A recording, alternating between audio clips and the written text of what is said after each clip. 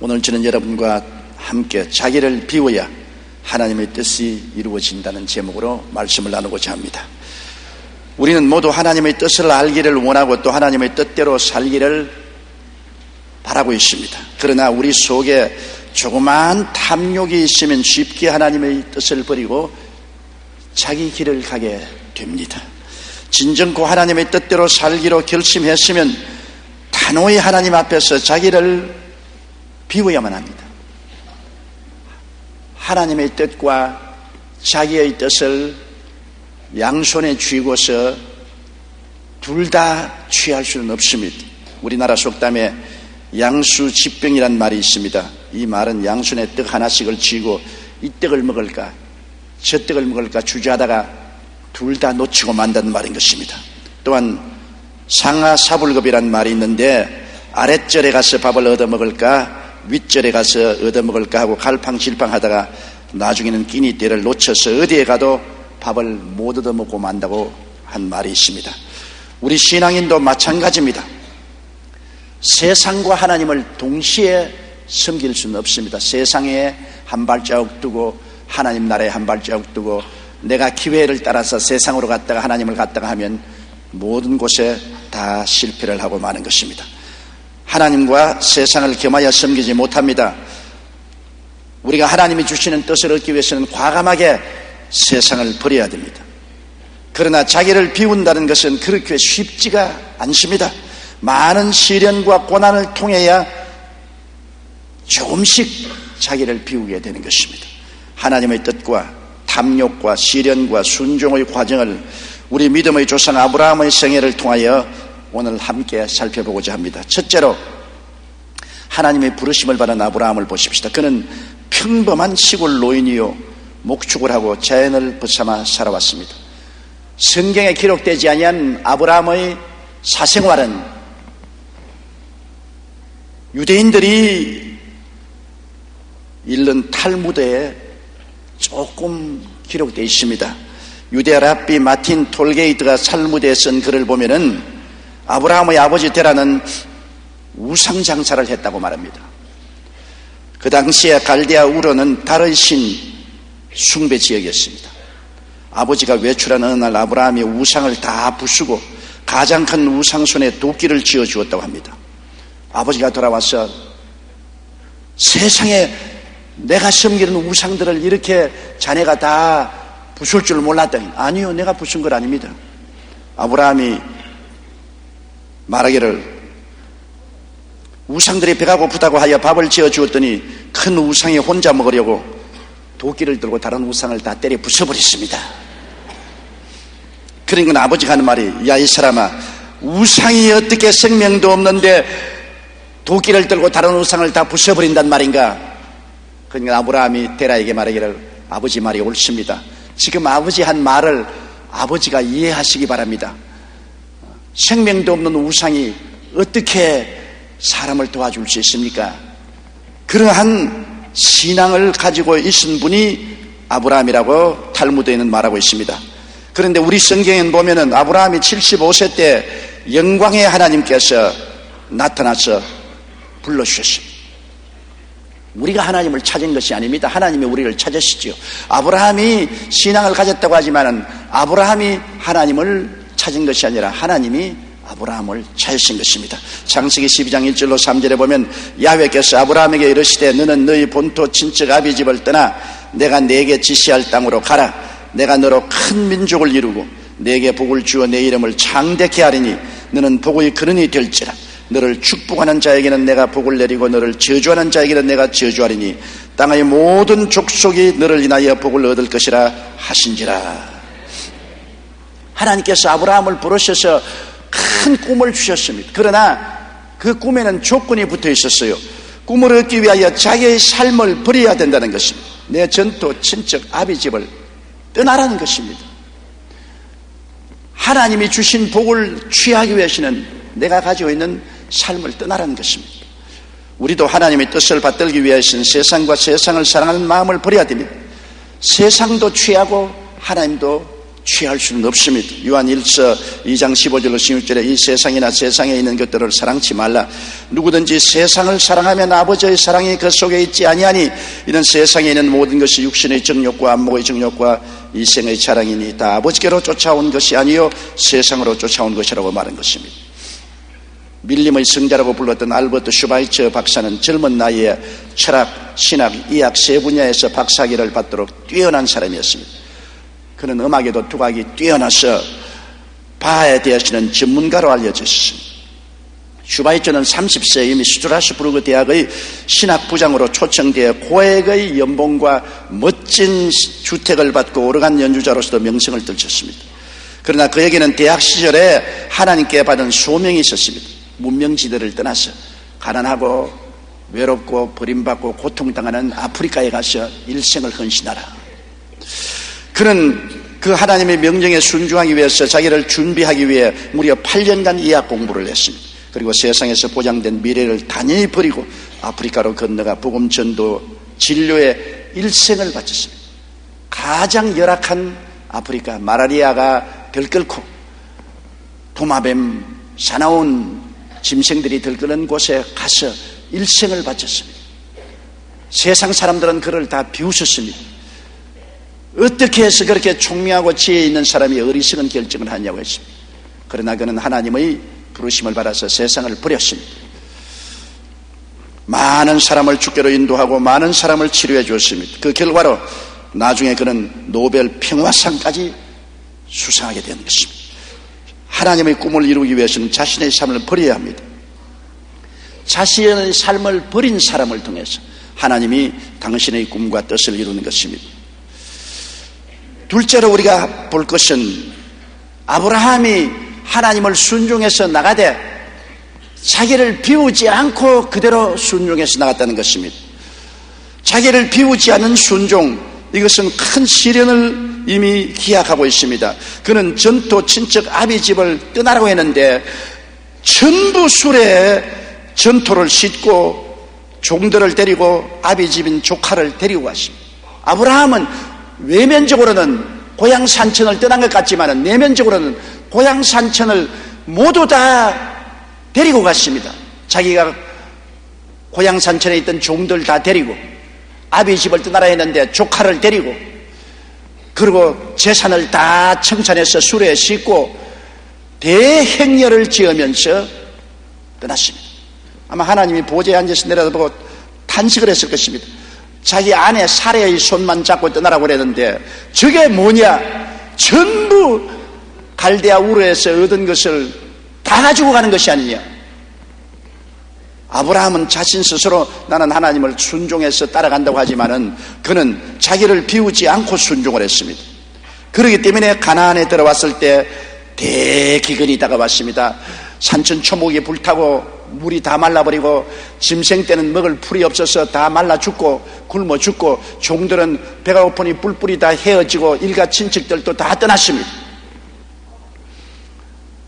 달고온 세상을 비우게 하려고 하나님이 대기근을 보내신 것입니다. 창세기 12장 10절에 보면 그 땅에 기근이 있으므로 아브라함이 애굽에 우거하려 하여 그리로 내려갔으니 이는 그 땅에 기근이 심했다고 말했습니다. 기근이 심하니까 따라온 종들도 일가 친척도 다 떠나가 버리고 짐승들은 다 굶어 죽어버리고 아브라함과 아내 사레와 조카 롯만 남았습니다. 우리가 종종 말합니다. 하나님 왜 내게 이런 시련이 다가옵니까? 하나님 뜻대로 살려고 하는데 왜 이 고난이 다가옵니까? 그것은 하나님의 뜻대로 살려고 실행한 것은 가상스러운 일이지만은 세상을 다 걸머쥐고 하나님의 뜻을 쫓으려고 하기 때문에 그런 것입니다. 하나님은 등에 걸머진 세상 짐을 불어놓아라. 그러기 위해서 시험과 환난을 보내는 것입니다. 저는 시골에서 자랐기 때문에 요사이 도시에서 자란 어린이들이 체험하지 못한 많은 체험을 합니다. 시골의 어른들이 늘 하는 이야기를 들으니까 시골에 불이 나서 마구간에 불이 활활 타면 소를 끄집어내야 되지 않겠습니까? 불이 확 타서 온 천지가 환할 때 뛰어들어가서 소를 끌어서 아무리 잡아당겨도 소는 안 나옵니다. 뒷걸음질 칩니다. 천하장사도 불이 난 마구간에 소를 끌어내지 못합니다. 어떻게 하면 소를 끌어냅니까? 제일 먼저 해야 될 것은 소 여물통을 뒤엎어버려야 되는 것입니다.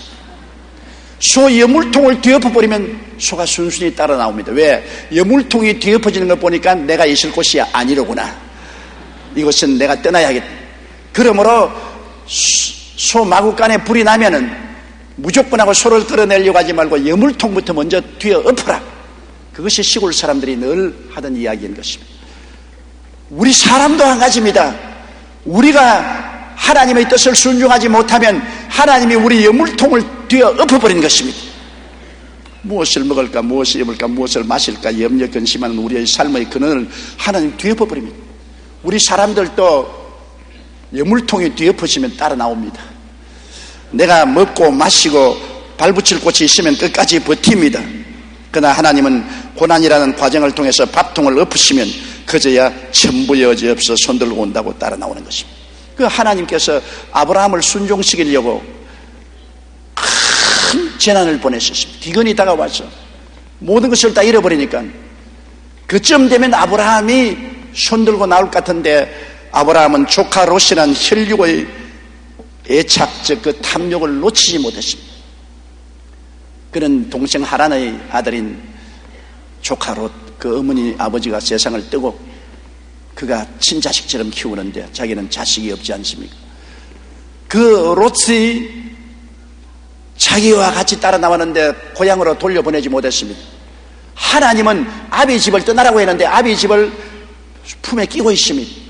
결국 애굽에 내려간 것도 롯 때문에 내려간 것입니다. 롯이 밥 달라고 통곡을 하고 우니까 아브라함이 도저히 마음이 안타까워서 견딜 수가 없습니다.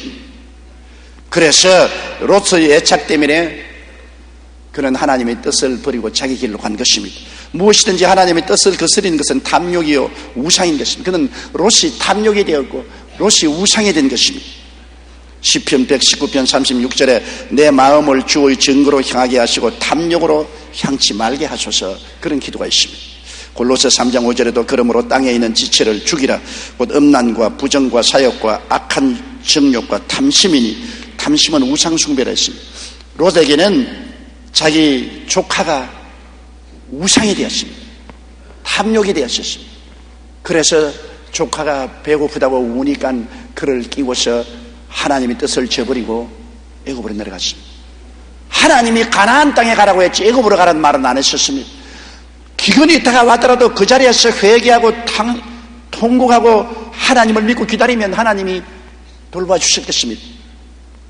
하나님의 뜻을 저버리니까 이젠 자기의 수단과 방법으로 살아가야 되는 것입니다.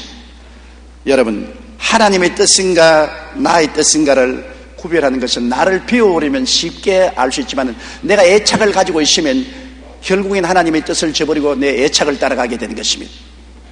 어떤 할머니 한 분이 여행을 하다가 숲을 지나게 되었는데 숲에 길이 2개나 있었는데 할머니는 어디로 갈지 몰라서 하나님께 기도를 했습니다. 하나님께서 저희 길을 인도해 주시려 믿습니다. 제가 지팡이를 중앙에 놓고 쓰러뜨릴 때 지팡이가 왼쪽으로 쓰러지면 왼쪽으로 가겠고 오른쪽으로 쓰러지면 오른쪽으로 가겠습니다. 그렇게 기도를 하고 할머니 속으로는 왼쪽으로 가겠다고 이미 결정을 했어요. 그래서 지팡이를 탁 들으니까 지팡이가 오른쪽으로 탁 넘어지거든.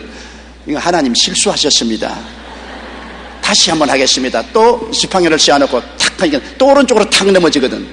그러니까 이것은 우연히 오른쪽으로 쓰러진 것입니다. 아버지 뜻이 나타나 주시옵소서. 세 번째 또 해서 탁 쓰러지니까 왼쪽으로 탁 쓰러지니까 그러면 그렇지 하나님의 뜻이 왼쪽으로 가라는 것이지. 자기 탐욕이 이루어질 때까지 계속 지팡이를 넘어뜨리는 것입니다. 그래서 왼쪽으로 좋다고 따라가는데 길이 넓고 좋아서 득이 한 조각으로 갔으나 얼마 있지 않냐여 길이 끊어지고 늪이 앞에 섰습니다. 도저히 건너갈 수 없어요. 그는 실망하고 다시 되돌아올 수밖에 없었다는 그러한 이야기를 읽어본 적이 있습니다. 우리의 마음에 이미 뜻을 정해놓고 난 다음에 하나님 뜻을 보여주시옵소서. 헛된 일인 것입니다. 아브라함은 이미 마음의 뜻을 정했습니다. 조카를 살리기 위해서 애굽으로 내려가겠다고 정했기 때문에 그는 하나님의 뜻을 저버릴 수밖에 없었습니다. 셋째로 자기 길로 가는 아브라함을 우리가 보십시다. 조카 때문에 애굽으로 갑니다. 하나님의 뜻에 거역함으로 그는 믿음도 잃어버렸습니다. 왜? 하나님의 뜻을 알고도 등 돌렸으니 이제 하나님을 믿을 수가 없습니다. 하나님과의 관계가 끊어졌습니다. 그렇기 때문에 기도도 안 했습니다. 아브라함은 그냥 조카 롯 데리고 자기 아내 사레 데리고 떠나가는 것입니다. 그러니까 하나님을 믿을 수 없으니까 이제는 자기의 수단과 방법으로 살아야죠. 우리가 하나님과 좋은 관계 속에 있으면 하나님을 믿고 의지하고 기적을 기대할 수 있지 않습니까? 하나님께서 매일 우리의 짐을 져주시고 우리 일을 해주시기 때문에 하나님을 믿고 기적을 기대할 수 있는데, 이제는 아브라함이 하나님의 뜻을 거역하고 자기의 애착인 조카를 데리고 애굽으로 내려가는 판에 하나님께 기도할 수도 없고 하나님의 능력을 믿을 수 없기 때문에 자기가 스스로 자기를 보호할 수밖에 없습니다. 그래서 자기의 아내를 보고 여보 당신은 너무나 이쁘다. 틀림없이 애굽에 내려가면 사람들이 당신이 내 아내라는 것을 알면 나를 죽이고 당신을 빼앗을 것이다. 그러므로 내게 자비를 베풀어 다오. 지금부터는 애굽에 내려가니까 나를 보호하기 위해서 당신이 나를 오빠라고 불러다오. 나도 당신을 동생이라고 부를 테니까 우리 형제같이 행동하고 부부같이 행동하지 말자. 얼마나 어리석은 일인 것입니까? 하나님의 사람 아브라함도 하나님의 뜻을 저버릴 때는 이제는 하나님의 보호하심을 믿을 수가 없었습니다. 창세기 12장 11절로 13절에 보면 그가 애굽에 가까이 이를 때 그 아내 사레들아 말하되 나 알기에 그대는 아리따운 여인이라. 애굽 사람이 그대를 볼 때 이르기를 이는 그의 아내라 하고 나를 죽이고 그대는 살리리니 원컨대 그대는 나의 누이라 하라. 이 사레가 보통 이쁜 여자가 아니었습니다. 아브라함보다 10살 아래니까 아브라함이 75살에 부름을 받았는데 사레는 그러니까 65살이었는데 65살 때는 할머니가 눈이 부시도록 이뻤습니다. 그러니 참 놀랄만 하지 않습니까? 65살 되는 할머니를 데리고 가면서 누가 빼앗을까 싶어 겁을 내는 것입니다. 요사이 그런 일이 별로 있을 것이라고 생각이 안 됩니다.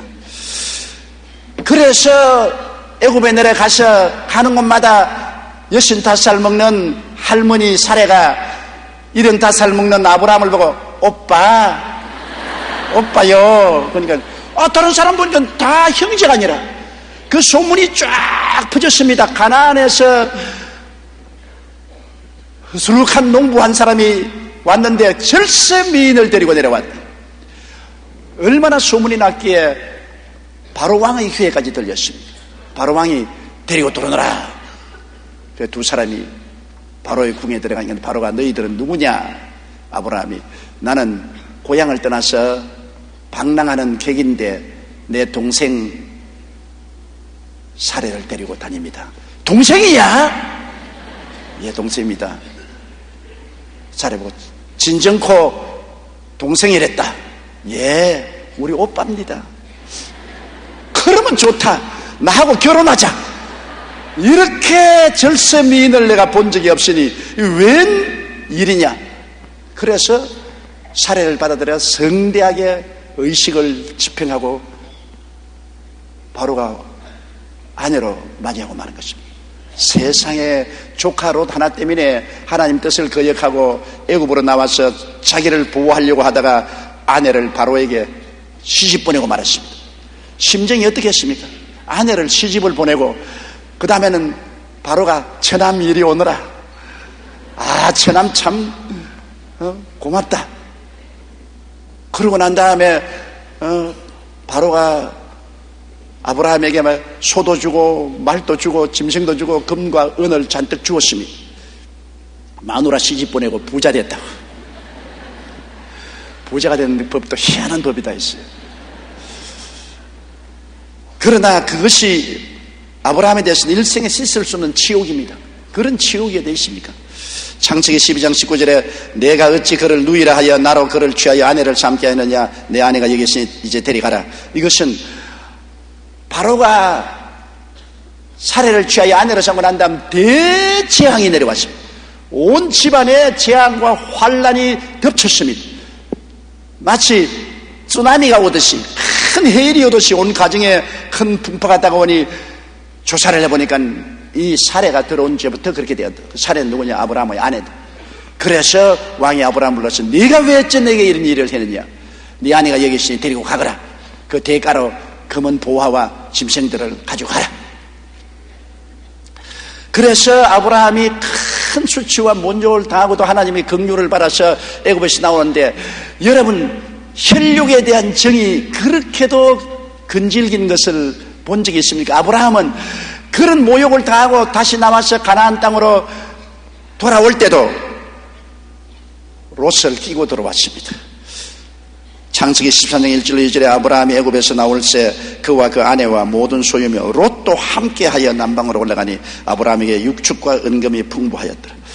아브라함이 아내 덕분으로 큰 부자가 되어 나왔지만은, 그러나 혈육에 대한 정을 버리지 못합니다.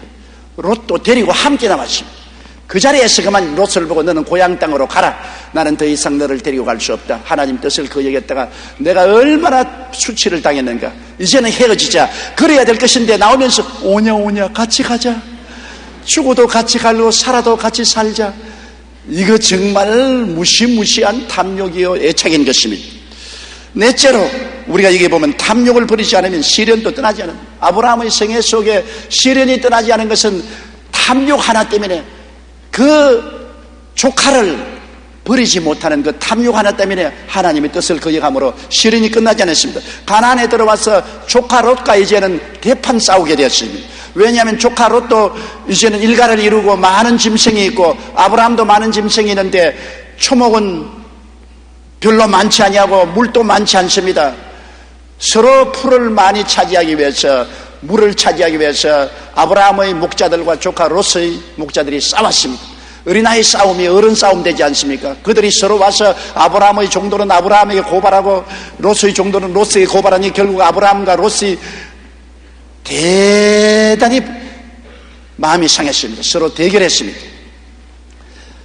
가나안에서 조카 롯과의 분쟁은 끝이지 않았습니다. 창세기 13장 5절 7절에 아브라함의 일행 롯도 양과 소와 장막이 있으므로 그 땅이 그들의 동거함을 용납지 아니하였으니 곧 그들의 소유가 많아서 동거할 수 없음이라. 그러므로 아브라함의 가축의 목자와 롯의 가축의 목자가 서로 다투고 또 가나안 사람과 브리스 사람도 그 땅에 거하였더라. 많은 이방 민족이 있는 앞에서 그들은 다투었습니다. 집안에 편하지 않습니다. 아브라함이 얼굴을 붉히고 롯도 얼굴을 붉혔습니다. 우리 대통령께서도 얼굴을 붉힐 만한 데는 붉히겠다고 그랬는데, 아브라함이 롯을 보면 얼굴이 붉혀서 네가 어떻게 이렇게 하냐, 내가 너를 데리고서 애굽까지 갔다가 이곳까지 왔는데 나를 일할 수 있냐. 롯은 롯대로 삼촌께서 어떻게 나를 이렇게 박대를 할 수 있습니까? 우리 아버지를 봐서라도 나를 도와줘야지 않겠습니까? 서로 얼굴을 붉혔습니다. C.S. 루이스라는 위대한 신앙인은 말하기를, 왜 고난이 있는가? 그것은 대부분의 사람들이 큰 일을 당하기 전까지는 하나님의 음성에 대해서 무관심하기 때문이다. 고난은 이런 인생을 향해서 하나님의 뜻을 전하는 확성기라고 말했습니다. 고난이 당하기 전에는 하나님의 음성에 귀를 기울이지 않고 자꾸 자기의 탐욕에 애착을 가지는 것입니다. 큰 고난이 다가오면 비로소 자기 탐욕을 저버리고 하나님의 음성에 귀를 기울이게 되는 것이니 고난은 하나님의 확성기라고 C.S. 루이스는 말했습니다. 그래서 아브라함은 깊이 생각했습니다. 내가 하나님의 뜻을 따라 나온다고 하면서도 가나안 땅에서 하나님의 뜻을 따르지 않으므로 큰 기근을 만나서 모든 종들과 모든 친척들이 다 떠나가고, 이 조카 때문에 내가 애굽으로 내려왔다가 마누라까지 이르는 큰 치욕을 당했는데, 이제 가나안에 올라와서 조카를 끌고 안고 있으니 이 재앙이 무슨 재앙이냐.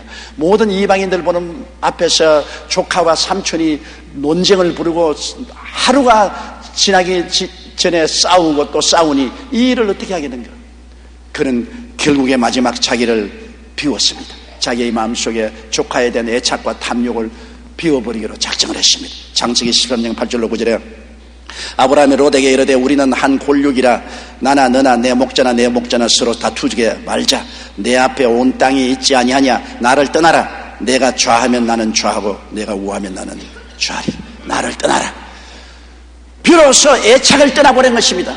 롯이 떠나간 것은 아브라함의 마음속에 자기의 욕심이 떠나가고 우상이 떠나가는 것입니다. 애착이 떠나가는 것입니다. 나를 떠나라. 내가 네게 우선권을 준다. 네가 좌하면 나는 우로 가고 네가 우하면 내가 좌로 가겠다. 아브라함이 삼촌으로서 자기가 우선권을 가지고 있음에도 불구하고 자기를 비워버렸습니다. 이제는 헤어져야 되겠다. 이제는 하나님의 뜻에 복종해야 되겠고 인간의 애착을 떠나보내야 되겠다. 누가복음 12장 15절에 저에게 이르시되 삼가 모든 탐심을 물리치라. 사람의 생명이 그 소유의 능력한 데 있지 않다고 말했습니다. 그러자 롯은 자기 삼촌 앞에서 먼저 우선권을 가졌습니다. 요단강을 바라보니 물도 넉넉하고 풀도 많은지라 애굽 땅 같습니다. 삼촌 나는 요단강으로 가겠습니다. 오냐 먼저 가라. 그리고 아브라함은 이제 조카를 떠나보내자 마음속에 모든 탐욕을 다 비워버렸습니다. 이제는 하나님의 뜻대로 내 전토 친척 아비 집을 떠나 내가 네게 지시할 땅으로 가라는 그 말이 이루어졌습니다. 조카 롯이 떠나고 난 다음에 비로소 하나님의 뜻이 나타났습니다. 하나님의 축복의 계시가 나타났습니다. 창세기 13장 14절로 17절에 보면 롯이 아브라함을 떠난 후에 야훼께서 아브라함에게 이르시되 너는 눈을 들어 너희는 곳에서 동서남북을 바라보라. 보이는 땅을 내가 너와 내 자손에게 주리니 영원히 이르리라. 내가 내 자손으로 땅의 티끌 같게 하리니 사람이 땅의 티끌을 능히 생길 수 있을진데 내 자손도 세리라. 너는 일어나 그 땅을 종과 횡으로 행하여 보라. 내가 그것을 내게 주리라. 보세요. 마지막 탐욕을 저버리니까 하나님의 뜻이 나타난 것입니다. 우리가 탐욕이 있는 이상은 탐욕을 따라갑니다. 하나님의 뜻을 비켜가는 것입니다. 그러나 뜻을 받아들이기 위해서는 우리 마음속에 탐욕을 저버려야 됩니다.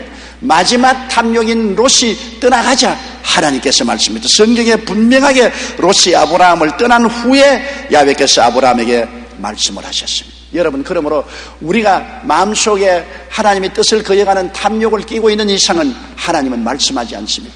말씀 대신에 하나님은 시험과 환난과 풍파를 보내주는 것입니다. 그래서 우리의 탐욕이 깨어지게 만들고 우리 자신이 스스로 비우게 만들어주는 것입니다. 외부에서 다가오는 시험과 환난의 압력이 가해지면 할 수 없어 두 손 들게 됩니다. 내 삶의 밥통이 넘어지고 내 삶의 고통이 다가오면 내가 스스로 탐욕을 벗어버리고 세상을 벗어버리고 하나님의 뜻을 추구하고 내 마음을 다하고 뜻을 다하고 정성을 다하고 목숨을 다하여 하나님의 뜻을 받아들이면 그때부터 하나님께서 축복의 말씀을 해 주시기 시작하는 것입니다. 하나님이 은혜와 능력과 영광을 허락해 주시는 것입니다. 다섯째로, 그만하면 되었겠는데 아브라함이 또 탈선했습니다. 사람이란 여러분 완전하지 못합니다. 이 세상에 완전한 사람은 하나도 없습니다. 아담과 하와의 자손치고 완전한 사람은 하나도 없습니다.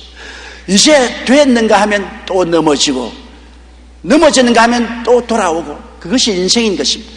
아브라함이 조카와 떠나서 이제는 완전히 비운 줄 알았는데 아직까지 하나 비우지 못한 것이 있습니다. 그것은 자식에 대한 욕망입니다. 이제 나이는 먹어가고 후손이 없으니 그 마음속에 자식에 대한 욕망, 그것이 탐욕이 되고 우상이 되었습니다. 그가 나이 85세가 되었을 때 이제는 나이는 이렇게 먹었고 아내는 늙었고 자손을 놓을 수가 없는 어려움에 처했습니다. 창세기 15장 5절로 6절에 보면 그가 탄식해서 하나님께 부르짖으니까 그를 이끌고 밖으로 나가 가라사대 하늘을 우러러 무뼈를 셀 수 있나 보라. 또 그에게 이르시되 내 자손이 이와 같으리라. 아브라함이 야훼를 믿으니 야훼께서 이를 그의 의로 여기시느니라. 하나님이여, 나에게 무엇을 주시겠습니까? 나는 나이가 이렇게 많은데 후손이 없으니 우리 집에서 기른 종 엘리야살이 내 후사가 되겠습니다. 하나님이 아니다. 내 후사는 내 몸에서 나온다. 그리고 끌고 나가서 하늘을 쳐다보고 별들을 헤아리겠습니다. 별들을 잔뜩 바라보고 헤아리니까 하나님이 이제 그만 헤아리라. 너 자손이 저 별들처럼 많을 것이다. 아브라함이 그 말씀을 듣고 믿었습니다. 하나님 믿은 것을 칭찬해서 의로 여기셨습니다. 그런데 시험이 다가왔습니다. 아브라함이 그 마음속에 자손을 얻겠다는 간절한 탐욕을 가지고 있었는데 하나님의 말씀을 믿고 그대로 그 뜻을 받아들였으면 좋았었겠는데요. 눈에 아무 증거 안 보이고 귀에는 아무 소리 안 들리고 손에는 잡히는 건 없어도 내가 늙어도 아내가 늙어도 하나님의 말씀 그대로 믿습니다고 했으면 좋겠는데 자꾸 인간적으로 생각합니다. 여러분, 우리 예수 믿는 사람은 세상적인 방법으로 살지 않고 하나님 방법으로 살아야 되는 것입니다. 나의 의인은 믿음으로 말미암아 살리라고 말한 것입니다. 믿음의 방법으로 살아야 됩니다. 이스라엘 백성이 애굽에서는 인간적인 방법으로 살았지만 애굽에서 나와서 광야로 돌아와서는 믿음으로 살아야 됐었습니다. 기적을 믿고 살아야 됐었습니다. 그런데도 애굽을 버리지 못한 것처럼 우리도 하나님 믿고 나와서도 세상적인 방법을 좀처럼 버리지 못합니다. 아브라함도 마찬가지입니다. 하나님의 그 거창스러운 약속을 바랐으면 믿어야 될 것인데 세상적인 생각이 믿음에서 그를 끌어내렸었습니다. 우리는 언제나 그 투쟁을 하고 있습니다. 어려운 문제가 당하면 내가 하나님을 믿고 나갈 것이냐, 세상의 수단과 방법을 따를 것이냐, 그 투쟁 속에 고난당하는 것입니다. 그 하나님의 계시를 받고 집에 들어오는데 사라가 여보 내가 가만히 생각해보니 당신이 이제 85살이야 나 75살이고 경수도 끊어졌으니 이제 자식 낳을 것은 기대하지 마세요. 내가 당신에게 시집와서 후사를 못 이어주니 내 죄책감이 너무나 큽니다. 그러므로 젊고 싱싱하고 아름다운 내 여종 하갈이 있으니 하갈을 당신에게 첩으로 줄 테니까 하갈에 들어가서 자손을 보세요. 아브라함이 하나님 말씀을 듣고 왔으니까 무슨 소리? 하나님이 내게 말씀하기를 하늘의 별과 그 땅에 모래같이 많은 자손을 주겠다고 했는데 무슨 당신이 그런 말을 하는 거예요? 안 돼! 그랬으면 좋았겠는데 아브라함이 또다시 사람인지라 사레의 말을 들으니까 아유 내가 나이도 넓고 사례도 이제 경수가 끊어졌으니 자식을 못 낳을 것 아니냐. 그러니까 인간적인 수단과 방법으로 첩을 얻어서라도 애를 낳아야 되지 않겠냐. 그런 생각이 마음속에 들었습니다. 그래서 또 옆에 있는 하갈이 눈짓을 자꾸 하거든. 이거를 그러니 자 사례가 권면한다가 하갈이 유혹을 하니까 아브라함이 그 유혹에 넘어졌습니다. 창세기 16장 3절에 아브라함의 아내 사레가 그 여종 애굽 사람 하갈을 가져 그 남편 아브라함에게 첩으로 준 때는 아브라함이 가나안 땅에 거한 지 10년 후였더라. 갈라디아서 5장 16절에 성령을 쫓아 행하라 그리하면 육체의 욕심을 이루지 않으라 했는데 아브라함이 성령을 쫓아 행했으면 그 육신의 욕심을 행하지 않았을 것인데 하나님의 성령 제껴놓고 하나님이 주신 약속을 제껴놓고 또다시 인간의 욕심대로 행한 것입니다. 이것이 인간 아닙니까? 그래서 아브라함은 영원한 비극을 가져오게 된 것입니다. 하나님의 뜻을 어기면 비극이 있다가 와요. 왜냐하면 욕심이 잉태하면 죄를 낳고 죄는 하말티아라고 해서 빗나간다, 탈선한다는 말인 것입니다. 죄가 들어오면 인생 삶을 탈선을 하게 되고 탈선이 깊어지면 사망에 이른다고 말인 것입니다. 아브라함이 탈선했습니다. 그는 탐욕의 죄가 들어오며 탈선을 해서 젊은 하갈에게로 들어가서 그 다음 그 결과로 사망이 다가왔습니다. 야고보서 1장 14절 15절에 오직 각 사람이 시험을 받는 것은 자기 욕심에 끌려 미혹됨이니 욕심이 잉태한 즉 죄를 낳고 죄가 장성한 즉 사망을 낳는다 했는데 하갈이 곧장 젊은 여자니까 잉태했어요. 어린애기가 뱃속에서 꿈틀거리기 시작합니다. 그만 목에 힘을 넣고 어깨를 쩍 벌리고 주인인 사례가 말해도 순종도 안 하고 자연자재하니 이 사례가 그냥 속이 터져 죽을 지경입니다. 그리고 사례 보는 앞에서 저녁이 되면 아브라함을 탁 끼고 낚아채가지고서 뒤를 돌아보고 픽 웃으면서 하갈의 방에 들어가고 하니 사례가 아예 눈이 휙 뒤집어졌습니다. 자기가 그렇게 하라고 했지만은 그러나 마지못을 그랬는데 이럴 수가 있느냐. 그래서 남편을 만나서 날 죽여. 당신이 애를 못 만들었지 내가 못 만들었느냐. 그래 보아라 하갈이 애를 가지니까 나를 무시하고 내 말도 듣지 않고 집안일도 보지 않고 저렇게 삐죽대고 이게 양양을 보아라. 아브라함이 고통이 말로 닿을 수 없습니다. 차라리 애가 없더라도 편안하게 살았으면 좋았을 건데 두 여자 사이에 끼었으니 얼마나 죽을 지경입니까? 한 여자 거느리기도 힘이 드는데 두 여자 사이에 끼었으니 고통이 말로 닿을 수 없죠. 굉장히 괴롭습니다. 그래서 가정의 분란이 극도에 달했습니다. 나중에는 사례가 하갈을 내어 쫓으니 하갈이 도망을 쳤다가 천사의 부름을 받고 다시 집으로 돌아오기도 했습니다. 그리고 더구나 나중에 하갈이 아들을 낳아 이스마엘을 품에 안았으니 그때부터 가정의 분란이 얼마나 심한지 아브라함에게는 평화가 다 사라지고 행복이 다 사라졌습니다. 가정에 풍랑만 있는 것이 아닙니다. 아브라함 때문에 오늘날 온 세계가 고통을 당하는 것입니다. 창세기 21장 5절에 보면 아브라함이 그 아들 이삭을 낳을 때가 100세였는데 100세에 이삭을 낳고 그 다음에는 아브라함은 할 수 없어서 사라의 강권에 못 이겨서 하갈과 이스마엘을 내어 쫓았습니다. 그들이 쫓겨나가면서 원한을 품고 나간 그 원한이 오늘날 아랍과 이스라엘의 대대손손이 전쟁을 일으키는 원인이 된 것입니다. 중동에서 잃어버린 평화는 바로 여기에서 나온 것입니다. 창세기 16장 12절에는 이미 예언되어 있습니다. 그가 사람 중에 덜나귀 같이 되리니 그 손이 모든 사람을 치겠고 모든 사람의 손이 그를 칠 것이라고 하나님께서는 하갈에게 말했습니다. 너 자손이 나가면 덜나귀 같이 뛰어놀 것이며 모든 사람이 너희 자손을 치고 너희 자손도 모든 사람과 전쟁할 것이라 했습니다. 그래서 중동의 이스라엘과 아랍 사이의 분쟁은 이전에도 끊이지 않았지만 2차 세계대전 이후에 너무나 격렬하게 싸움이 벌어졌습니다. 흔히 이를 중동전쟁이라고 부르는데 1948년에 1차 전쟁 중동전쟁 독립전쟁이 있었고 1959년 2차 중동전쟁 시나이 전쟁이 있었고 1967년 3차 전쟁 6.1 전쟁이 있었고 1973년 4차 중동전쟁 용키푸르 전쟁이 있었습니다. 4차례에 걸쳐 아랍과 이스라엘이 목숨을 걸고 싸워서 수많은 생명과 재산을 파괴하고도 이스라엘은 그 전쟁에 다 이겼습니다. 이 밖에도 걸프전, 이라크전이 있었고 지금도 이 지역은 세계의 화약고라고 불릴 만큼 정세가 불안합니다. 팔레스타인과 이스라엘에서는 아직도 테러와 총격전이 계속되고 있습니다. 2000년부터 2002년 사이에만 해도 양측의 충돌로 인해 희생된 사망자 수가 팔레스타인 1943명, 이스라엘은 637명 등 총 2629명이 테러로 죽었습니다. 또한 전쟁의 후유증으로 인해 팔레스타인 어린이 중 60%가 정신질환을 앓고 있다고 말하고 있습니다.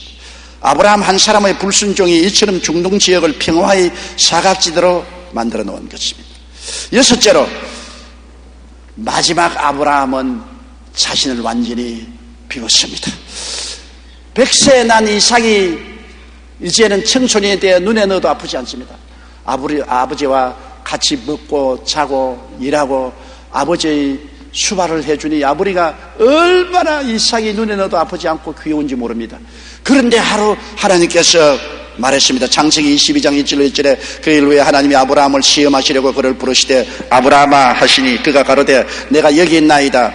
야훼께서 가라사대 내 아들 내 사랑하는 독자 이삭을 데리고 모리아 땅으로 가서 내가 내게 지시한 산 거기서 그를 번제로 드리라. 어마어마한 하나님의 지시가 내렸습니다.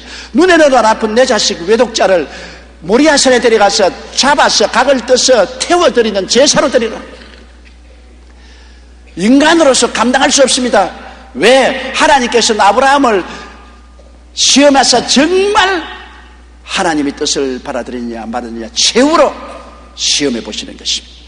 우리가 내 탐욕을 가지고 있으면 하나님은 끊임없이 내 탐욕을 깨뜨리고 나를 비우려고 하시는 것입니다. 아브라함은 제1차 시험에 실패했고 또 제2차 시험에 실패했습니다. 이제 제3차 시험을 당하는 것입니다. 이때 아브라함은 하나님 앞에서 자기를 비웠습니다. 자기의 외아들을 하나님 앞에 태워드리는 제사로 드리기로 작정을 했습니다. 그가 아들을 데리고 사흘 길을 걸어서 모리아산에 올라가서 장작 쌓아놓고 아들을 묶어서 장작담 위에 얹어놓고 칼로 쏘고 목을 베려고 할 때 창세기 22장 12절에 사자가 가라되 그 아이에게 내 손을 대지 말라. 아무 일도 그에게 하지 말라. 내가 내 아들 내 독자라도 내게 아끼지 아니하였으니 내가 이제야 내가 하나님 경외하는 줄을 아노라. 이제야 비로소 내가 하나님 경외한 줄 알겠다. 왜? 너에게 가장 귀한 독자를 내놓았기 때문에 네가 너를 자신을 비웠고 하나님의 뜻을 가장 귀중하게 되긴 줄 이제야 알게 됐습니다.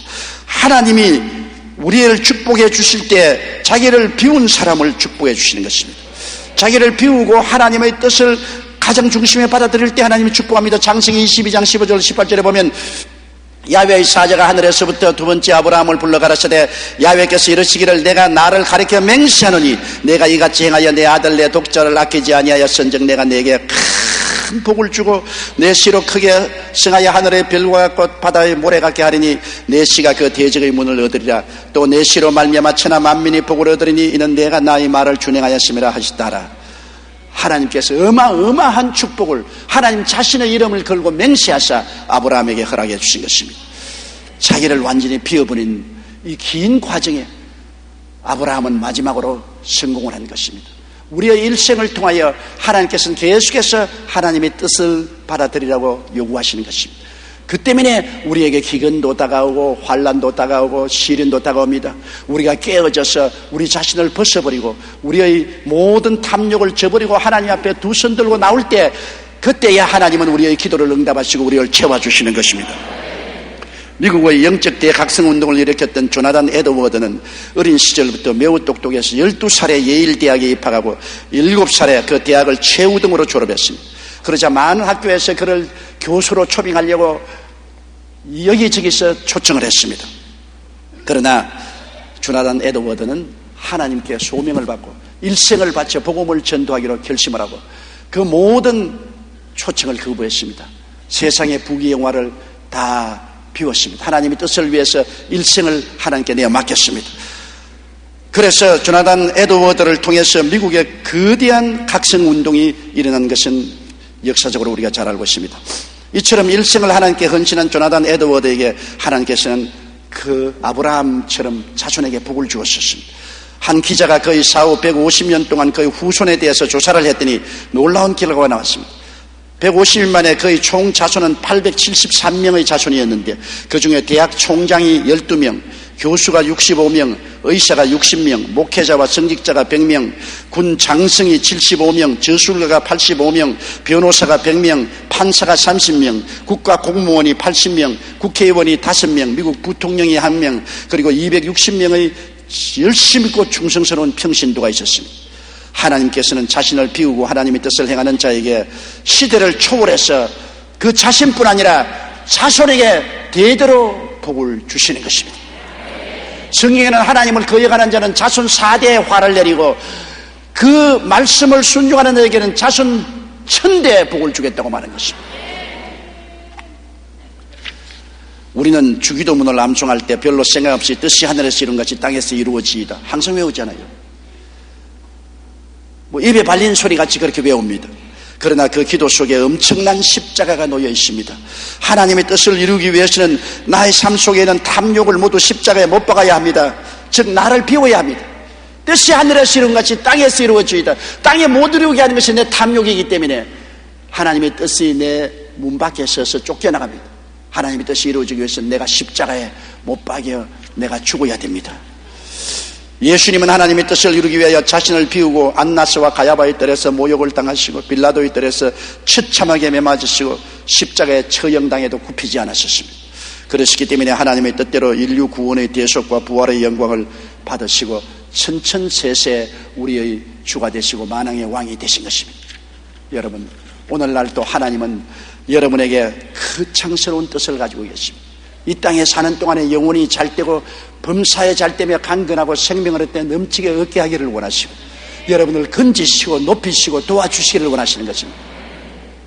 그러나 먼저 그 나라와 그 일을 구하라. 하늘나라와 그 일을 먼저 구하고 따라가기 위해서는 내 마음속에 탐욕을 비워야 되는 것입니다. 스스로도 비워야 되고 억지로 비워야 됩니다. 하나님이 우리의 마음속에 탐욕을 비우지 않으면 끝없이 하나님의 압력이 다가오는 것입니다. 환경을 통하여 사람을 통하여 고통과 시련과 환난이 끝이지 않습니다. 그래서 그 압박 때문에 내가 깨어지고 나중에 회개하고 손들고 주님 그 발 앞에 엎드려 살든지 죽든지 흥하든지 망하든지 성하든지 쇠하든지 주님 뜻대로 하시옵소서 할 때 주님이 우리를 책임져 주시는 것입니다. 우리 다 같이 고개 숙여 기도드리겠습니다. 사랑이 많으시고 거룩하신 아버지 하나님, 우리 믿음의 조상 아브라함의 일생을 살펴보았습니다. 그것도 우리와 같은 정욕을 가진 사람으로 하나님의 뜻을 받아들이되 세상을 함께하고 하나님의 뜻을 따르려고 하다가 많은 시험과 환난을 당했습니다. 최후로 세상을 떠나보내고 난 다음에 그는 하나님의 놀라운 은총과 축복을 받아들이게 되었습니다. 우리 아버지여, 새해에는 우리가 하나님 그 발 앞에 엎드려 깨어지고 우리 옛사람을 십자가에 못 박아버리고 진실로 주의 뜻을 받아들여 주님과 함께 동행하는 우리들이 되게 도와주옵소서. 예수님 이름으로 기도드리옵나이다. 아멘.